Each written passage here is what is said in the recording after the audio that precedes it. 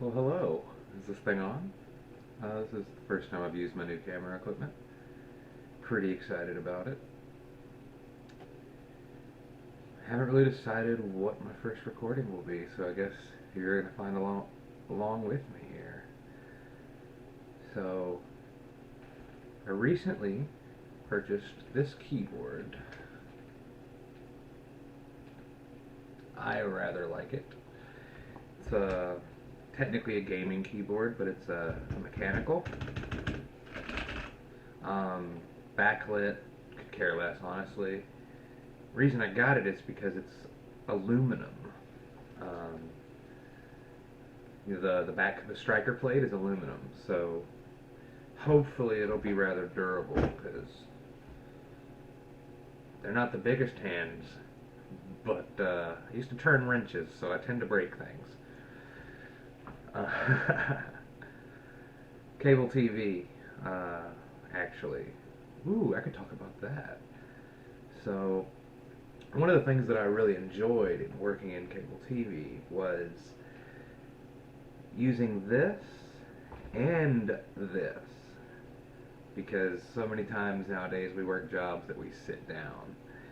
And so I guess this is going to be about lifestyle, not so much just cable TV, but everything I do is tangential. Welcome. So I was really enjoying being physical and mental. You understand? People are not meant to sit and think unless they're sitting and thinking. But we're supposed to be moving. It's like right now I'm sitting, and it's an act of contrition for me because I hardly ever sit anymore. Um, so there's a lot of nuance to anything in the engineering field and really anything in life, but engineering is just, it's empirical, so you can be like, ooh, this, and now they're this, okay? You have all these combinations and different variables, and things can present the same way but be five different problems, and any old school auto mechanic will know exactly what I'm talking about. Or really anyone who works in a trade in general. Ooh, let me get a little bit of better lighting. I feel like that gives me some shadows. What do you... I like shadows. We'll go with it. So, when you have a lot of moving parts in a complex system, every single individual dynamic is actually non-trivial. When you look at things from a micro perspective and then extrapolate your vision to the macro, you will see that it's a cascade. All things that I have observed in nature and human-built things operate this way. Ecology is a lot of cascade effects. One thing can do all this. Philosophy, they call it the butterfly effect, among other things. There's lots of things for that. But it all comes back to dichotomies, right? Not variety. I despise that phrase, variety is the spice of life. No, sir, it is, or ma'am, it is dichotomy. And the reason for that is because so much of life is conflicting paradigms, and you have to operate within them. Fake it till you make it. Works if you work it. Maybe I'm doxing myself with some self-help stuff. But it's all, there's all these paroxysms. Um, it's like oxymorons that aren't. Yeah? Well, that's what a lot of troubleshooting is. You're looking at something and you're thinking, well, what could it be? Or what is it telling me? What are you observing? I actually trained myself not to think, what could this be when I see a thing, but what am I seeing? What is this presenting? What am I observing? And not having a preconceived value judgment or notion, as it were, would allow me to not have tunnel vision. Now, the light bulb went off for me when I started applying the same concept to my life and not just engineering stuff, you know. But that's what I loved about cable TV. I learned a lot. Um,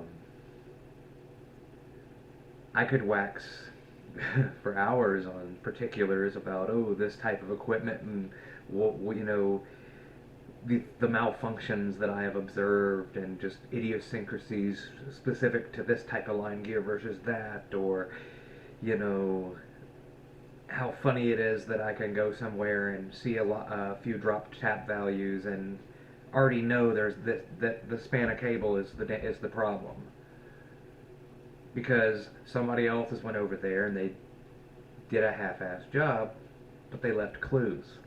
And so if you're paying attention, maybe they should have done better, but they also did a lot of the work for you, because you will obviously verify, but you could just run through and be like, oh yeah, so because they didn't feel like digging it up that day, they did this right past it, so you go right before it, hey, I'm good here. Oh crap, looks terrible. Signal response is all chopped up, frequencies are sucked out, peaks, valleys, whatever nomenclature that your office calls it, you know, because I came up with my own in a lot of ways, because I really just learned by doing. I have an affinity for pretty much everything I want to do. That sounds really arrogant. I'm not that arrogant, I promise you. I just haven't found anything I couldn't do yet. Because I always apply myself. And that's the thing. That's, in my opinion, the difference between confidence and arrogance. But I digress. So, you know, they did the work for me.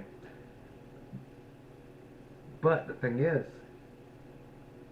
if you got these, and you got these, and you quit using this while you're using this, unless you have to think out loud, some people are like that, not knocking it, you'll find that everything you need to know is in front of you. You know, I thought algebra was the most useless thing ever, and then I started taking, you know, my job in cable TV. You know, I started out, I went into people's houses and I had to, you know, fix what was wrong, and they were never happy to see me. Oh gosh, they hate me. You know the gig. They walk in the door and you're like, it hasn't been working for 3 weeks, and the people on the phone and all. Yeah, believe me, been there. But they were happy when I left. And it was algebra. Okay? People algebra. They have this, they need this, I've got to figure out how to get to there. Okay? You have your 3 variables. Taught me a lot about just dealing with new people. You know, going into their houses. I was very socially inept. And I had to be like, I can't just walk in here and look at this. Doesn't work very well. I mean, I did see some coworkers that did that. They did it, whether or not they did a good job or not, they often didn't get the best reviews from the customer, you know what I'm saying? So, is what it is. But, one of those things that I learned also is, of course, apply algebraic logic to troubleshooting. Um, so you can troubleshoot people, you can diffuse a nasty situation, you know, as long as, and involves you really active listening and being present and understanding what they're trying to convey, even if they're not really able to convey it, you know, you subtext, all that. For me, the missing part of that equation was body language, and throughout my entire life I was told I was autistic. I'm sure I have tendencies. However, that wasn't the issue. What the issue was is that I withdrew from the world for a time due to some very traumatic events. And I quit looking at other people because I felt like looking at them would invite them to talk to me, and I didn't want to talk to them. Well, of course, that's one of the big typifiers, right? Is withdrawing socially. However, it should have been a major clue that it was the onset of it, where I was, but I guess being as precocious as I was, I don't know. My parents are both dead, so there's no one to ask. But I just found that interesting because I learned body language by going into people's houses and having to be not weird about it, if that makes any sense. So, full on extrovert had to convert, feel me? Uh, but you can also apply algebraic logic to troubleshooting things. So I remember in ninth grade I took the two-part algebra at my high school, and the problem with this was they changed it up that year to do like this accelerated program for the fast kids and this other one for the slow kids. I was not a slow kid, but I was having a really big conceptual problem. And I was so socially withdrawn that I couldn't develop a rapport with the teachers before they would switch us every 9 weeks. So it was like the worst thing that could have happened for my situation, but I wasn't communicating, so no one knew, and it's why I thought I hated math. And like I took the ACT after I dropped out in 10th grade, reasons just spoke, basically. I won't say it was that math class, but that was just kind of like a keystone moment that described my high school experience. But I had dropped out. Well, I took the ACT, got my GED, what have you. I was in the 99th percentile on the GED, which doesn't really mean much because a lot of people that take it dropped out and didn't really follow up on studies. So you typically have a lower gradient. And that's not judging. I mean, life happens a lot. Sometimes people get knocked up, or something happens and they have to leave school. Maybe they don't even get their GT till they're in their 30s. So they may have a lot more life knowledge, but as far as that rote academia that's needed on that test, So when I say that, I'm not trying to say that I was that great. Okay, it's not. I just, whenever we would sit down to do work, I would just read the entire textbook. And then I would be really bored with the rest of the class because I was already done. I did that every year. Only a few teachers realized that's what was going on and that I was really already done with the class and would engage me in other ways. And those were the ones that really, really left a mark, a good teacher. What else is better? Fuck a lover. I'd rather have a good teacher.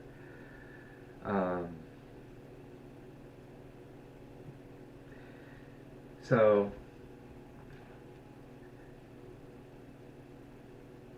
once you start applying that kind of logic, X and Y, you have two known variables, right? Or even just one known variable and you're trying to figure out others. You can apply that everywhere. I used it to great effect in cable TV. And it just happens to be algebra is a nice logical way to explain it. I don't really think of it that way. Like when I'm doing it, it's just like, oh hey, I'm looking at this and I'm seeing that this is going on past me, and I also have in my head like this three-dimensional well actually it's like God's eye of the area I'm in and how the cable runs, because I had worked in the area long enough and I did only looked at my maps for reference. If there was something squirrely like a bunch of passives and a bunch of splits, if it goes 7 different ways at a certain point, yeah, I need to double check before I take something down or damage something while I'm troubleshooting that what I didn't call it in kind of thing. So there's obviously some caveats there, but for the most part, it was just in my head, and I would know I needed that to go from here and then I go here. And if the problem didn't present here, I could back up to here or here, depending on what the problem was. Because you had to deal with the forward and the return spectrum. So in the forward spectrum, your problems would be readily apparent, right? Because of what I would say, signal response, or just, well, sweeping is obviously a really good way to tell. My tilt function on my signal meter had what I called the canary channels on it. And, for my network, it was like 18 channels in my tilt. But I could look at that.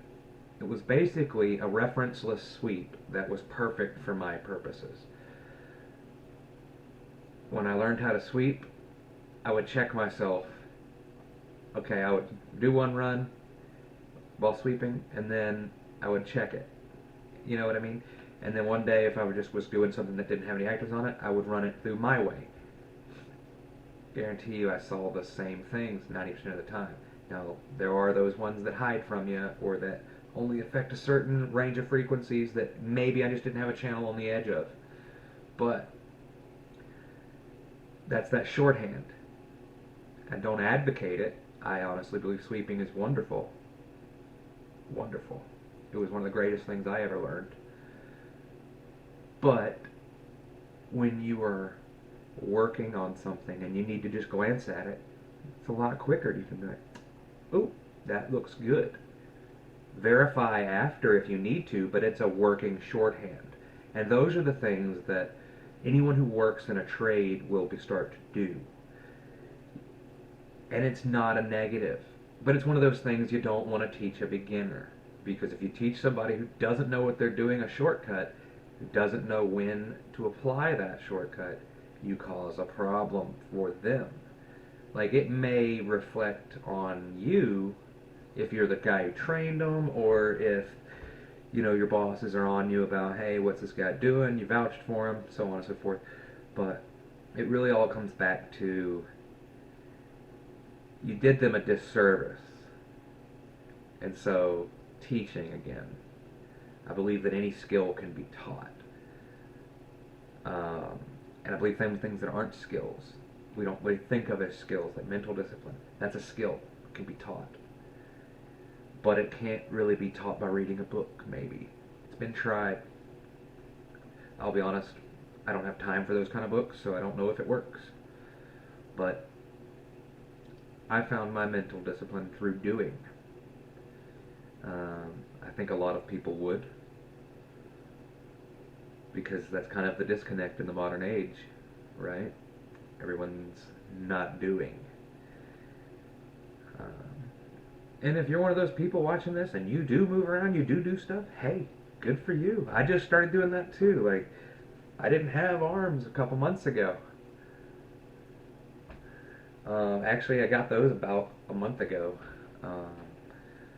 Working on my core still. It's hard to see, but I actually have abs. They're still covered up.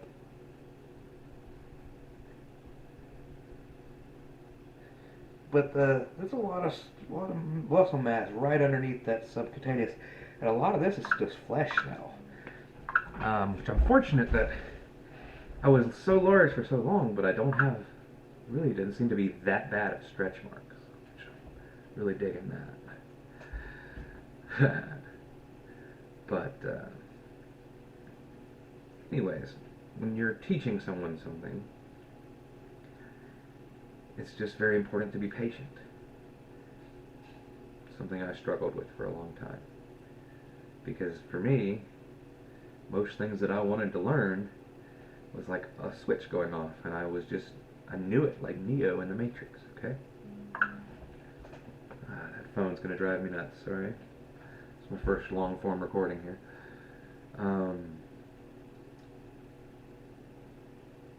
For example, when I was 6 years old, I didn't know how to read.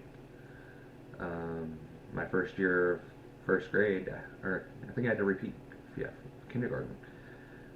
Or they were gonna make me repeat kindergarten. No, I did repeat kindergarten because my teacher the first year just told me to go color. She didn't teach us anything. And so I didn't even know how to write my name. And so the second time I took kindergarten, I was like, I'm not doing this shit. This is the third time, I guess. I don't really remember what my thought process was, but um, and so I taught myself how to read. In the summer of that year, I was struggling to read aloud. I remember we pulled into the apartment complex that my dad lived in Texas, and on the way there, I saw a sign for the Air Force, and it read Aim High. But I read it as A.M. Higgy. And I was really confused by what that could mean because it didn't make any sense when I said it out loud. And my stepmom was like, "No, no, honey, that's Aim High." And so it was. Then we get to the office, and I was like, "Okay, I've upped my game since then." Pulling in, or the apartment, not the office, the apartment leasing office was in the front. So we get in there, and I'm looking at it, and I go, "That says off ice." Yes, my accent is that thick at times. And they said, "You're no, both of those words are in there, but that's office." I was like, "Oh." And so in my mind, office has always been a compound word for off ice, even though it's not a thing. Fun times. But anyways, by the time I entered first grade, uh, I read everything in the library. They wouldn't let me have anything above second grade books, so I read them all. And then in second grade, I convinced them to let me take a comprehension test because I had read every book in their library, and I had been to the and according to their little standardized BS, I read at a college reading level. When I was 7 years old, I didn't know how to read a year before. But whenever I decide that I like something, it just, there it is. I don't know what that is.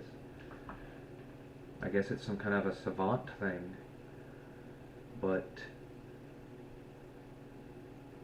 it's not as cool as it sounds, I tell you. I didn't have to work for anything. Discipline was so hard to come by, because what did I need it for? Everybody else is studying. I read the book once, I'm done. And it was only when life actually started and I got out of academia that I realized how poorly prepared I was for the world. You see. Well, it first started in my freshman year of college, not high school. I was 17. I was dating a 26-year-old, I think. And I went to New York to live. And go to college. I was a freshman. Didn't go well between us. I think she left me the day I got there. It was, in retrospect, kind of a mistake, but it also taught me a lot about myself.